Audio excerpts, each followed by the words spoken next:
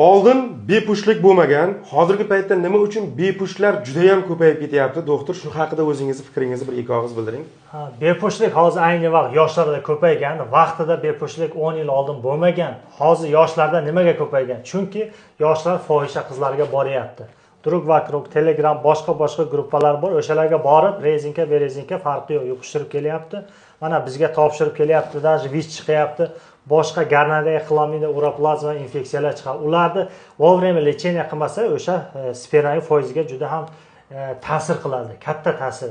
Mana gapingizni bo'ldi. Mana shu ham spermani bu energetik ham adrenalin, gorilla farqi yo'q. Energetiklar ko'p ichgan bolalar bir kunda 4 ta 5 tagacha ichadi. Bular hammasi spermaning foiziga ta'sir qiladi. Prostata beziga ta'sir qiladi. Buyraklarga gastrit, yazva, eroziya, oshqozonda problemalar paydo bo'ladi. Keyin nima emish? Aytadiki, farzand bo'lmayapti. Yosh qizlarga uylangan qizlar binovatmi? Yosh bolalar Rossiyaga kelib, fohisha qizlarga borib, uylanib, keyin farzand bo'lmasa, ota-onasini ham yuzini yerga qaratib qo'yapti. Oldin ota-bobolarimiz bunday ochiqcha qarasak, 8 ta 9 tadan farzandi bo'lganda, bitta qishloqda bitta bepush, befarzand bo'lgan. Hozir qo'pol qilib aytganda, realni aytyapman, bir qishloqqa kirib boring, 15 ta 20 ta xonadonda yosh kelin-kuyovlar bo'lsa, 99% befarzandlik. Bu mushkilga bor, qora tovuq so'y, ana qo'yni so'yib taylar, qo'y ham vinovat emas, xo'roz ham vinovat emas. O'zimiz eskichilikdan bo'lib o'tgan ekan, mana baby shesham bo'lib o'tkaz, aka-ukalar. Mana ota-onalar bolalarini tergab turinglar, bu yoqqa kelib podvallarga boryapti, shtir bo'lyapti, qo'pol qilib aytganda.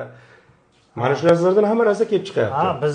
Bizdan aytish, mana shularni aytish, lekin borib ertaga o'zlari qilsa, o'zlari vinovat bo'ladi. Biz lecheniya qilib beramiz. Kelsa, mana tavobat laboratoriyaga analiz topshirsa, biz tavobat qilib beramiz hammasini inshaalloh. Mana shunaqa kasalliklar sizlarda ko'rsatilgan bo'lsa, kommentariyada tortinma yozib qoldirib, ekrandagi telefon nomerlariga yozing.